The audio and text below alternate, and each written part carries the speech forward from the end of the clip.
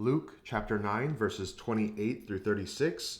This is the account of the transfiguration of Jesus in the book of Luke. And we'll use a plot arc to unpack this account. Let's begin with verse 28. About 8 days after Jesus said this, he took Peter, John, and James with him and went up onto a mountain to pray. All right, we'll just begin with this first sentence. Couple things to note. The first one that I want to bring out is that this word 8 is here. I would encourage you not to apply a bunch of theology or significance to this, because if you go look at Mark and Matthew, they say 6 days. And many people will say, which one is it? Is it 6 or is it 8? And they'll make a big deal out about this, thinking that somehow the Bible now has this error. And I just want to point out right at the beginning, the thing that makes this special is not how many days it took place after this, and we'll define this in just a second, but that it happened, right? And if somebody remembers it as 6 or somebody remembers it as 8, that's not a big deal. Moreover, I just want to point out this. They went up on a mountain to pray. There are a couple nearby mountains, I guess you could say, for Capernaum, but maybe the mountain they're going to is 2 days away, let's say, from Capernaum. Well, in that case, maybe 6 days is one guy saying that's when they left, or another guy saying 8 is when they arrived. Who knows? There's little things like this throughout the New Testament, and particularly in the Gospels. And people use them to try to say that the Bible hasn't been written by God. I think it's just crazy. It's trying to make a big problem out of something that's not a problem at all. But anyways, we got our relative time marker, which is about a week, right? About a week after Jesus said this. Now, immediately we should be asking, what is this referring to? And the answer, of course, is when Jesus talks about being the Messiah, and he talks about the Messiah is going to suffer and die and be resurrected. And if you're going to be one of Jesus's disciples, you're going to have to pick up your own cross daily and follow him. So that's 8 days after Jesus revealed, yep, I am the Messiah. But hey, the Messiah's mission here is different than what you think. The Messiah has come to die and then be resurrected. So the disciples, obviously, they're still reeling from that, trying to figure out what that means. And it continues. He took Peter, John, and James with him on this journey, and they go up on a mountain to pray. That's the reason they're there, is to pray. So now we have the first point in our plot arc, verse 28. Jesus and disciples, and this is just the three, go to a mountain to pray. And that right there tells us the value of getting away for times of extended prayer. So, verse 29.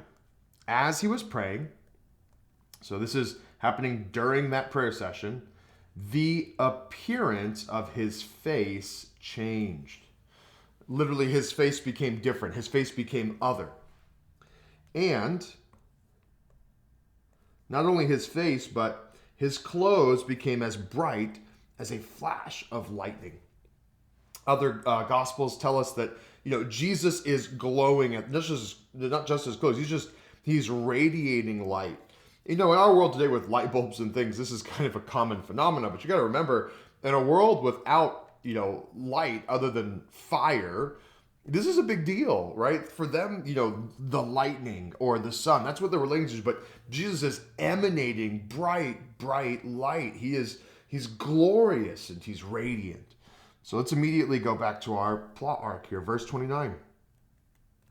Jesus is radiating light. Now, I do want to point out that we need to kind of ask a question here at this point. And that is why? Why is Jesus' appearance changing and his clothes becoming bright white? And I would encourage you, just in your own study, go look at Daniel chapter 7. Go look at Revelation chapter 1. And in both of those texts, you're going to see Jesus glorified, his majesty, this radiant light coming from him. So what I think is happening in verse 29 is that God is peeling back, if you will, peeling back humanity and letting divinity shine through. He is revealing his glorified form. Something like what we will see of Jesus in heaven in all of his glory and all of his majesty. For a moment, for this brief time as they are praying, these three disciples get to witness Jesus in his full glory. So Jesus radiating light, he is showing, revealing, if you will, his divine glory. People will make allusions back to Moses and how Moses was radiating light. I really think that's misguided. This is a little bit of Jesus' divinity shining through. Two men, Moses and Elijah, appeared in glorious splendor. They're glorious too. Talking with Jesus, they spoke about his departure, which he was about to bring to fulfillment at Jerusalem. All right, so we've got our kind of opening here of prayer. We've got Jesus glorified. And now we've got interesting company, to put it mildly. Interesting company.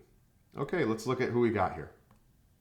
First, two men, Moses and Elijah, who died physically long ago, and yet here they are. And they appear in glorious splendor. So I think we know that one day we'll have new bodies in heaven. And I think that Moses and Elijah are kind of appearing in a foreshadowing, a foretasting of what that will one day be for all of us. And as many have said, if we could see what we one day will be, we would worship it. Paul says that on that day we will see Jesus and we will be made like Jesus, right? So Jesus is showing his divinity, and Moses and Elijah are showing a little bit of what we're going to look like in the future, and it's glorious. And they're there talking with Jesus, okay? So now we have verse 30. Moses and Elijah appear in glory. And I'm going to put here future glory. Something like what they will be fully when Jesus, gives us all our heavenly bodies in the future. And they're talking with Jesus. And again, questions immediately, right? We should ask, why Moses? Why Elijah? And of course, what are they talking about? Talking with Jesus. What are they talking about? And what's really cool is that we actually get the answer right away. They spoke about his departure. Now, what's really cool is this word departure, by the way, is the exact same word for Exodus. Exodus. Hey, so Moses shows up and he's talking with Jesus about his, not Moses' Exodus, but Jesus' Exodus, which he was about to do. Yes, he was about to, what's the word? We should highlight it, shouldn't we? Fulfill. Jesus is fulfilling his Exodus. And who is he talking about that with? Moses, right? So now we begin to get an answer to our first question is, why Moses? Well, Jesus is about to enact his own Exodus in Jerusalem. Okay, so the Exodus is the delivering of the Israelites out of Egypt. There's a salvation story there in the Exodus. I'm misspelling everything here. All right. Exodus has within it this story of salvation, right? Deliverance from slavery. For us, deliverance from sin and death. But also what was going on during the Exodus, right? The Passover, the very first one. And they had to eat the meal with bags packed because as soon as this happened, they were going to leave, right? And so Jesus is talking about the fulfillment of his exodus, the better exodus, the true exodus, the one that Moses looked forward to, right? This salvation from sin and the true Passover lamb being slain for the sin of mankind. And Jesus is about to fulfill that at Jerusalem. So it's really the same kind of conversation that Jesus had with the disciples just a little bit ago. And now the disciples get to see Jesus have that with, of all people, Moses. And notice that Elijah is there as well. And of course, we need to ask, why is Elijah there? And I think that Elijah is, personally, there's a lot of really interesting parallels between Elijah and Jesus. They both have this ministry that is strongly accompanied by miracles, signs, wonders.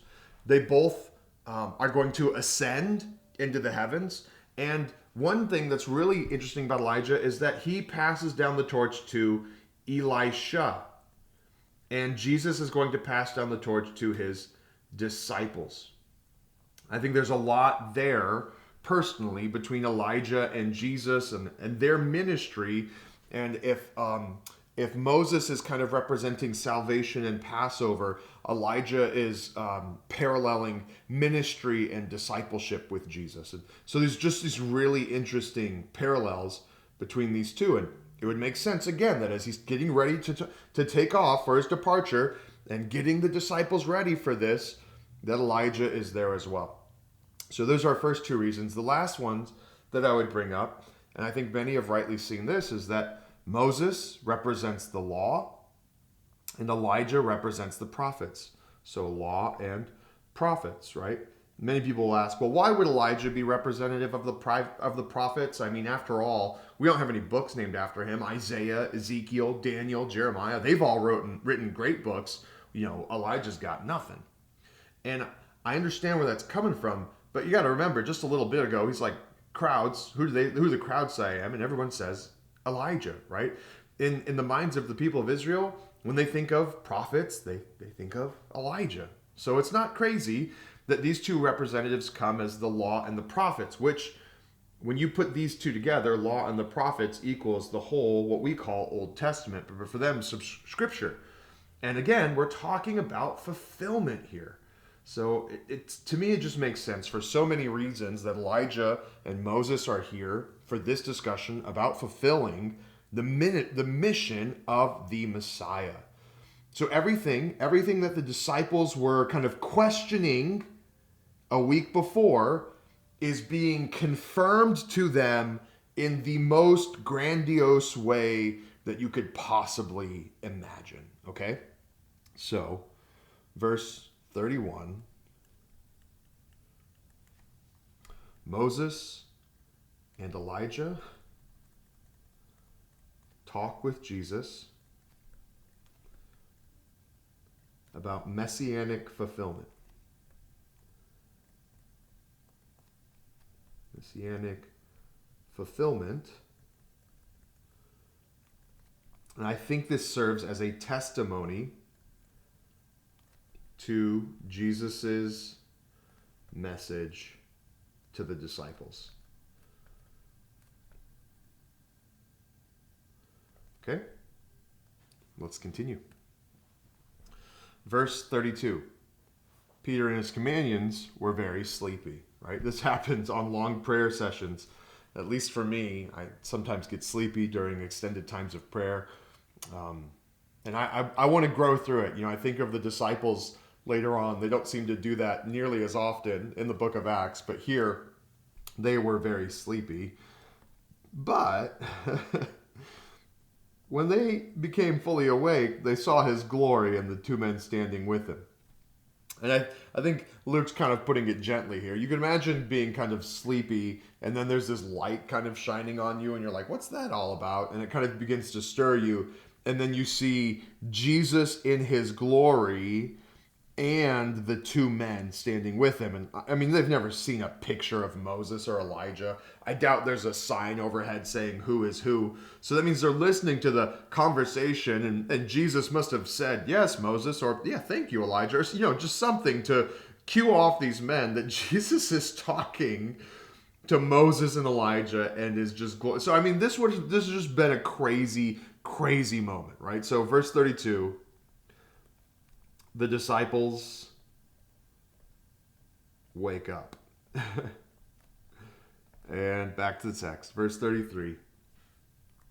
As the men were leaving, so we have our kind of again a little time marker. The men are beginning to go, and Peter speaks up. Peter said to him, "Master, it is good for us to be here.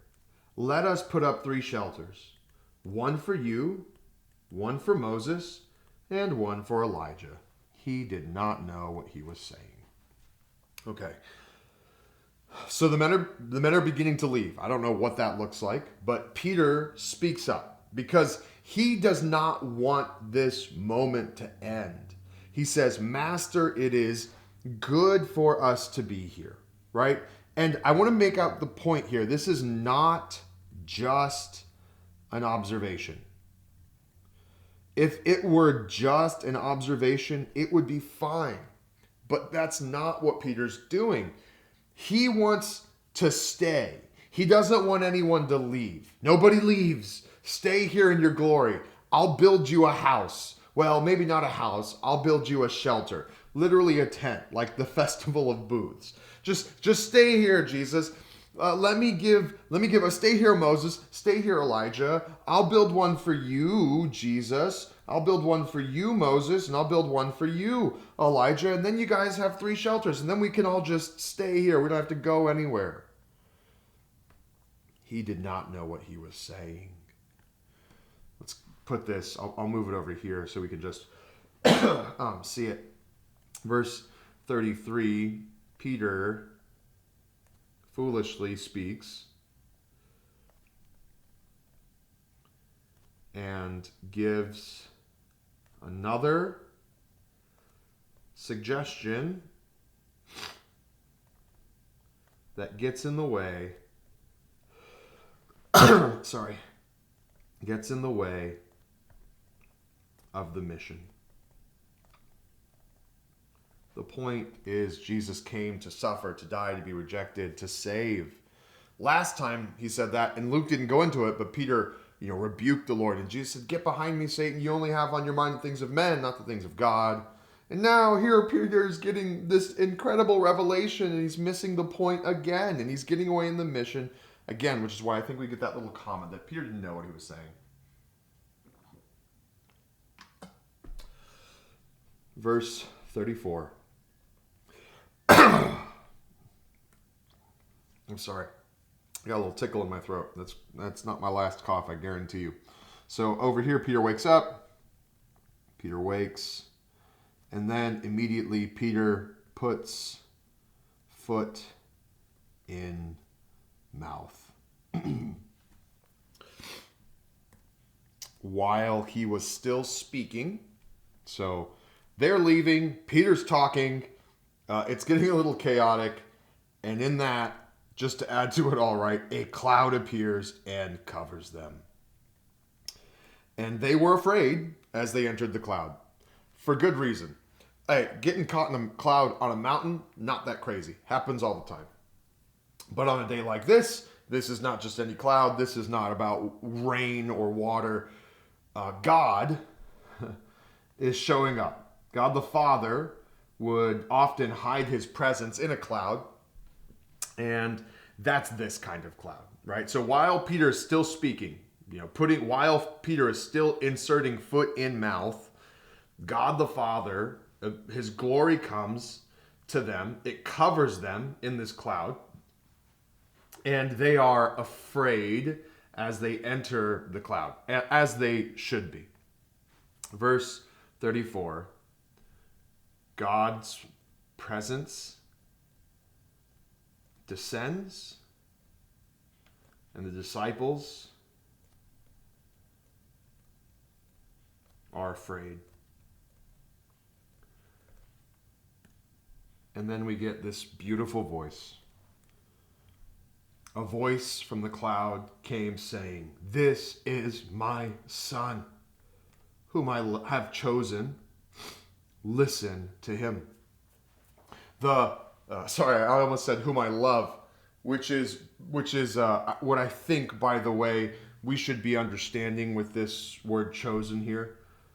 That you could easily misinterpret the word chosen and say, oh, so God like looked at all of humanity, saw Jesus, and then picked him to be the Messiah. But that's not the usage of the word chosen when it comes to Jesus. We know that Jesus condescended; he took on flesh. This is God's chosen son, and in that sense, I think we should understand it as a really as an expression of love, of like a status as opposed to a verb. Anyways, so God is speaking from the cloud, saying, "This is my son, whom I have chosen, whom I love, right? Whom my favor is upon. Listen to him." That's the big thing. Out of this whole transfiguration, this whole day has brought about this incredible three-word command to the disciples, and that is, listen to my son, right? Quit arguing with him about the Messiah stuff. Just listen to him, right? Because he's the one I've chosen. He's the one I love. Listen to him. So that is the high point in this whole thing. Verse 35. God commands Peter, James, and John to listen.